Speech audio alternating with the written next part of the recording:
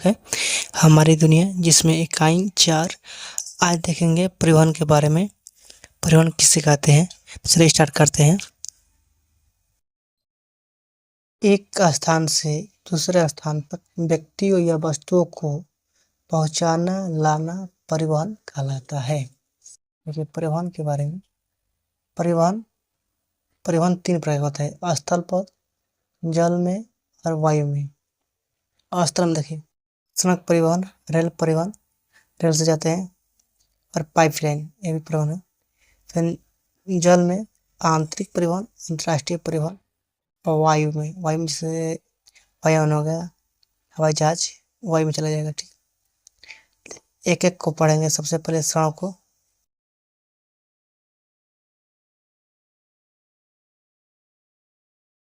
सड़क परिवहन का एक मुख्य साधन है।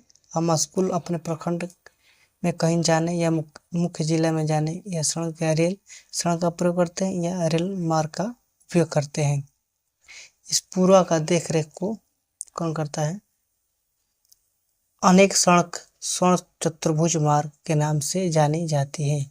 जैसे दिल्ली से कोलकाता, मुंबई से चेन्नई आपस में 6 लेन वाली सड़क को जोड़ने वाला यह मार्ग देश में दुर्गत सामान को ढोने या आने जाने का सुविधा प्रदान करता है।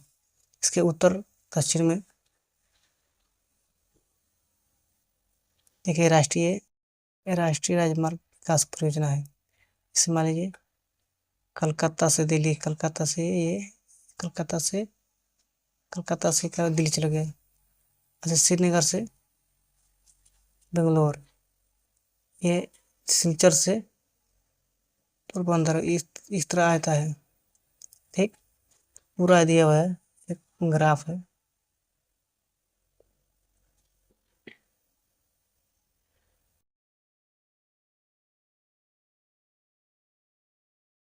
सड़क श्रीनगर से कन्याकुमारी को जोड़ती है, जबकि दूसरी सड़क असम से सिलचर से पश्चिम के पोरबंदर को जोड़ती है, जैसे कि मैं दर्शाया नक्शा में। इस सड़क का निर्माण और देखरेख भारतीय राष्ट्रीय राजमार्ग प्राधिकरण, इसका national highway authority of India NHAI करती है।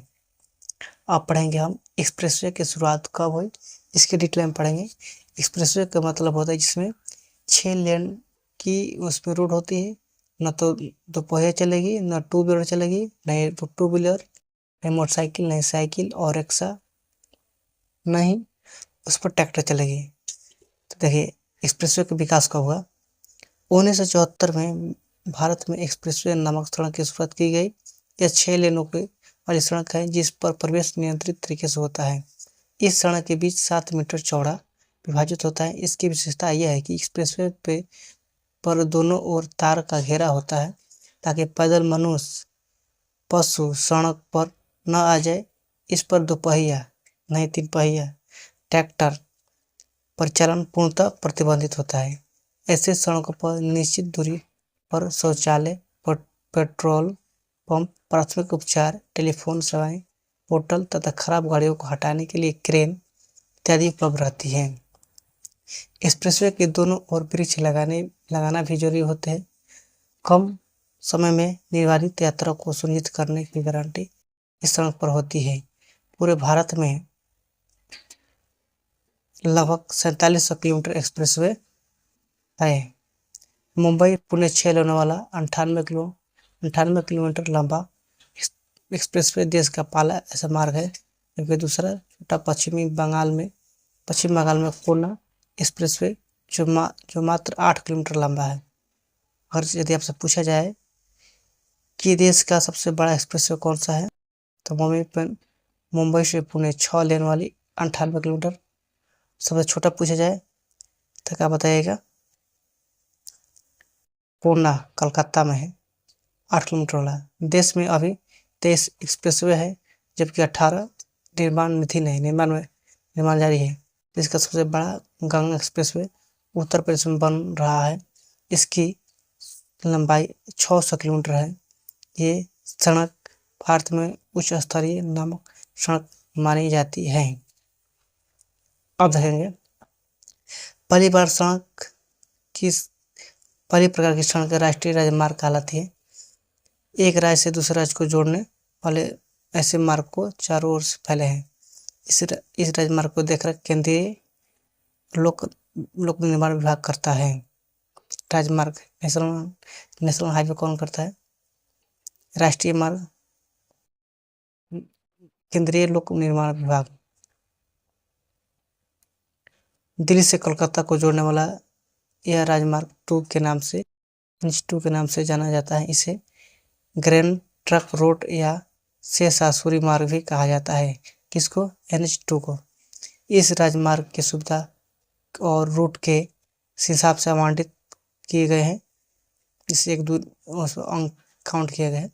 सबसे लंबा राष्ट्रीय राजमार्ग 7 है, 2969 किलोमीटर लंबा है। पूछा जाएगा नेशनल हाईवे कितना है? 2969 किलोमीटर लंबा है। नेशनल हाईवे है और एक्सप्रेसवे, दोनों में अंतर है, समझ ली, ठीक है ना।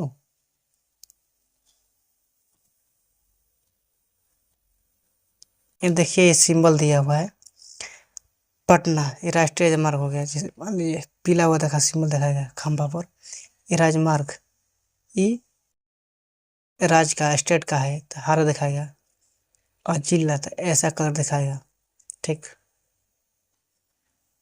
बनारसी को कन्याकुमारी को जोड़ता है, जबकि छोटा राष्ट्रीय राजमार्ग 47 फुट चौड़ी से उसकी लंबाई 10 किलोमीटर है। फिर इसको नक्शा देखते हैं। मान लीजिए बनारस यहाँ पर है, यहाँ से घूमते हुए कन्याकुमारी लास्ट तक चला गया, यही दिखा रहा है।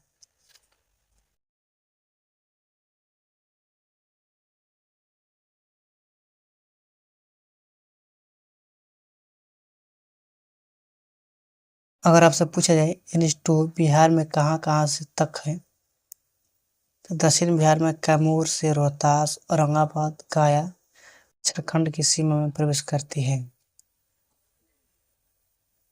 देखिए, एक्सप्रेसवे ऐसा होता है, एक्सप्रेसवे 6 लेन की होती है, जिसमें स्ट्रेट लाइन है, इसका बत्ती दी हुआ है लाइट, और उसके घेरा हुआ है, पूरा लंबा होता है। और ये है नेशनल हाईवे, क्या है? राजमार्ग, राजमार्ग है, तो दोनों में डिफरेंस है ना। राजमार्ग, ये एक्सप्रेसवे है। तो तीसरी प्रकार की सड़क है जिला मार्ग कहलाती है। ये जो जिले से प्रखंड को जोड़ते हैं, जिला से प्रखंड को जोड़ती है, वो तीसरी मार्ग कहलाता है, तीसरी प्रकार की सड़क। अब देखिए एक प्रकार सीमा सड़क संगठन BRO, बॉर्डर रोड ऑर्गेनाइजेशन बनाती है इस और देख रेख करती है। सीमांत सड़कें कहलाती है। कंकोट से नाथुल धारा तक निर्माण BRO ही कर रही है। इस प्रोजेक्ट को प्राथमिक नाम दिया गया है। अब देखेंगे रेल परिवहन के बारे में पढ़ेंगे। रेल परिवहन यात्रियों एवं माल ढुलाई का प्रमुख साधन है, जिसमें 16 लाख कर्मचारी काम करते हैं। देश में रेलवे के प्रशासनिक सुविधा के लिए 17 जोन में बांटा है, जिसे 73 मंडल में बांटा गया है। 17 जोन 73 मंडल में। और बिहार के हाजीपुर में पूर्व मध्य रेलवे का क्षेत्र जोन कार्यालय अवस्थित है, जिसे विक्रमशील, लिच्छवी, मगध, ये गाड़ी का नाम है। श्रमजीवी, हिमाचल प्रदेश, हिमाचल संरचना, बोधगया एक्सप्रेस, जननायक एक्सप्रेस, बिहार से खुलने वाली महत्वपूर्ण क्या है सब, यह ट्रेन है। आजकल तो युवा एक्सप्रेस, संपूर्ण क्रांति, राजधानी एक्सप्रेस, शताब्दी एक्सप्रेस ट्रेन से भी ज़्यादा दुर्गति, दुरंतो एक्सप्रेस के और वंदे भारत जैसी सेमी हाई स्पीड ट्रेन हो गई है, जो देश के एक कोने से दूसरे कोने तक जोड़ती है। झारखंड से लोहा, कोयला, लोहा, बॉक्साइट, भारी खनिज, असम से पेट्रोलियम पदार्थ, पंजाब हरियाणा से अनाज का परिवहन रेलवे की सहायता और सुगम बनाती है। कहने का मतलब ये हुआ कि रेलवे से कोयला का ही ढुलाई होता है, ले जाया जाता है, बॉक्साइट भी ले जाता है, लोहा होता है। अब पंजाब हरियाणा से जहाँ चौपाना हो, ले जाना हो, तो अनाज भी जाता है। अब देखिए रेल कब शुरुआत हुआ।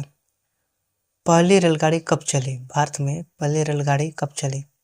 इसका आंसर होगा 16 अप्रैल 1853 ईस्वी को मुंबई से ठाणे के बीच लगभग 34 किलोमीटर की दूरी तय की गई। कब चला? 16 अप्रैल 1853 ईस्वी में मुंबई में चला, मुंबई से ठाणे लगभग 34 किलोमीटर। आप पढ़ेंगे पाइपलाइन परिवहन। ये पाइपलाइन जैसे गैस होगा, अंदर पाइप बिछा गया जिसमें गैस जाता है, वह जमीन के अंदर बिछाई गई पाइपलाइन होती है जिसकी मदद से पेट्रोलियम पदार्थ एवं गैस है एक स्थान से दूसरे स्थान तक पहुंचाई जाती है। जिससे बिहार के बरौनी, उत्तर प्रदेश के मथुरा, हरियाणा से पानीपत स्थापित लोग तेल शोधक कारखाना का पेट्रोलियम पदार्थ का आपूर्ति ऐसे ही पाइपलाइन के जरिए होता है। और जल परिवहन के बारे में पढ़ेंगे। जल परिवहन भी दो प्रकार के होते हैं। पहला आंतरिक जल परिवहन, दूसरा समुद्री जल परिवहन। आंतरिक जल परिवहन देश के अंदर ही नदियों के जल में जहाजों का परिचालन होता है। देश में जितने नदी है उसमें जहाज का परिचालन होता है और यात्री माल की ढुलाई की जाती है।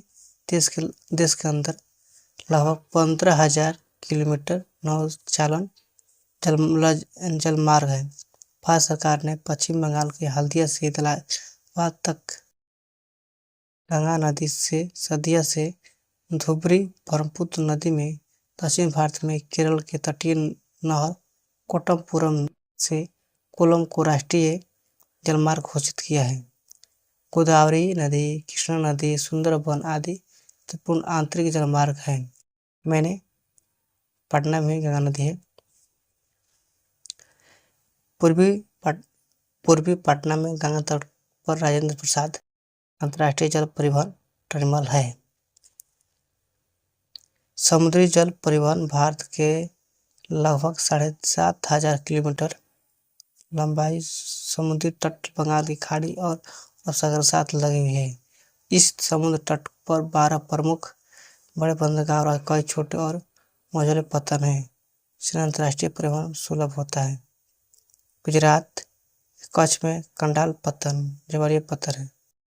वहीं तूतीकोरिन, नौसाहा, पारादीपीय, विशाखापट्टनम, हल्दिया, चेन्नई, मंगलोर और मारगांव प्रमुख बंदरगाह है। मुंबई खुला हुआ बड़ा प्राकृतिक बंदरगाह है। मुंबई के इस बंदरगाह में अधिक जहाज के आगमन के कारण इसके निकट एक दूसरा बंदरगाह विकसित किए गए हैं जिसे जवाहरलाल नेहरू पत्तन के नाम से जाना जाता है। गोवा स्थित मरगांव बंदरगाह से देश के कुल निर्यात आधा लवैशक निर्यात किया जाता है। सुदूर दक्षिण पश्चिम में कोचीन पत्तन है। यह एक प्राकृतिक बंदरगाह है। पूछा जाएगा सब क्वेश्चन में। भारत का सबसे प्राकृतिक कृत्रिम पत्तन चेन्नई में है। कोलकाता के खिदिरीपुरम स्थित डाक में मलेशिया से भारी मात्रा में लकड़ी का आयात किया जाता है। पत्तन और जलमार्ग देखिए पत्तन देखिए कंदाला मुंबई में, मरगांव गोवा में है, मरगांव गोवा में, मलगोरा, कोचीन, कोलंबो, चेन्नई, विशाखापट्टनम, पारादीपीय, हल्दिया। इधर समुद्र है, इधर यहाँ तक समुद्र है, समुद्र में होगा पत्तन। जैसे मान लीजिए रेलवे प्लेटफॉर्म पर रुकती हैं, उसी तरह जहाज, समुद्री जहाज पत्तन मैंने इसका पत्तन पर रुकती है स्टेशन पर। वही हुआ बंदरगाह या पत्तन बोलो।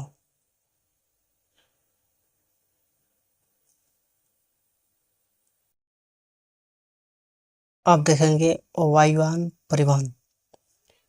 हेलीकॉप्टर, जेट ये सभी वायुयान परिवहन के अंतर्गत ही आते हैं। आजकल ड्रोन जैसे साधन भी उपलब्ध हो गए हैं जो दुर्गम क्षेत्र में उड़ते हुए सीमाओं पर नजर रखते हैं। वायु परिवहन विशिष्ट लोगों के ही हाथ में था, लेकिन 1953 में सरकार ने वायु वायु परिवहन का राष्ट्रीयकरण किया? अगर आपसे सवाल पूछा जाएगा कि वायु परिवहन का राष्ट्रीयकरण कब हुआ, तो 1953 में। शुरुआत में एयर इंडिया की हवाई यात्रा देश से विदेश तक जुड़ी थी और इंडिया एयरलाइंस यानी इंडियन घरेलू एवं पड़ोसी देश से जुड़ी हुई विमान सेवा थी।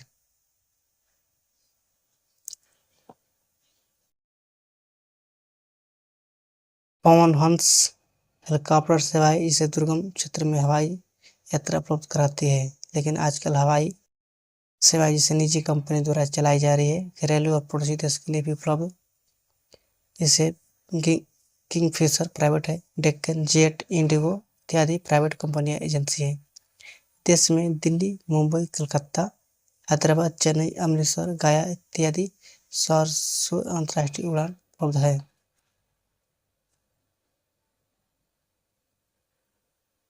आप देखेंगे क्वेश्चन आंसर, प्रश्न उत्तर, अभ्यास के प्रश्न, वैकल्पिक प्रश्न, सही विकल्प चुने, जिसमें 4 दिया हुआ है, एक को सही टिक करना है।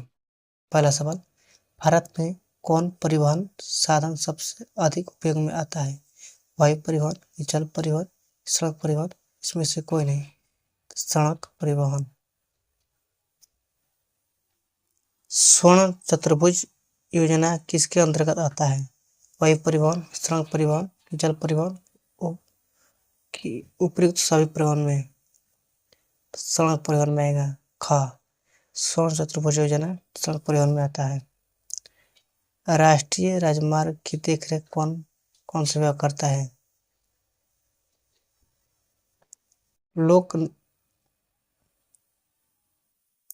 ऑप्शन लोक निर्माण विभाग, केंद्रीय लोक निर्माण विभाग, राष्ट्रीय राजमार्ग प्राधिकरण, इसमें से कोई नहीं, तो ख होगा केंद्रीय लोक निर्माण विभाग। सड़क सीमा संगठन क्या है? ऑप्शन है सीमांती सड़कों की देखरेख करने वाली संस्था है, कि सीमा पर लोगों को देखरेख करने वाली संस्था है, सीमा के पार स्थित सड़कों को देखरेख करने वाली संस्था है, इसमें से कोई नहीं, तो ये होगा क। सीमांती सड़कों को देखरेख करने वाली संस्था है, सीमा पर लोगों को देखरेख करती है थोड़ी है, का होगा। एयर इंडिया इंडियन एयरलाइंस को अब किस नाम से जाना जाता है? भारतीय, इंडियन, आर्यवर्त, भारतीय एयरलाइंस? इंडियन इंडियन नाम से खा होगा। खाली स्थानों को उपयुक्त शब्दों से भरिए। भारत में वायु परिवहन का राष्ट्रीयकरण में किया गया, कब किया गया? तो 1953 में। 1953 में। मार्गो पतन कहाँ है? कौन कौन राज्य में? तो गोवा राज्य में। गोवा में। पूर्व मध्य रेलवे का मुख्यालय हाजीपुर।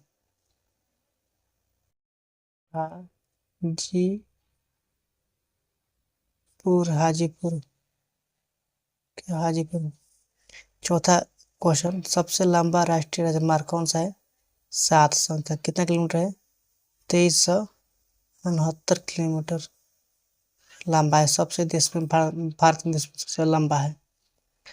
चेरियक पतन है, इसका नाम बताना है। 5वां क्वेश्चन, चेन्नई में एक प्राचीन कृत्रिम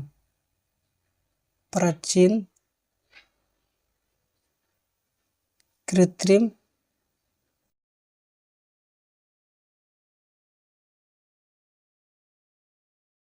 चेन्नई में एक प्राकृतिक कृत्रिम पतन है। सऊदीया से डुबरी जल परिवहन मार्ग किस नदी में है? तब ब्रह्मपुत्र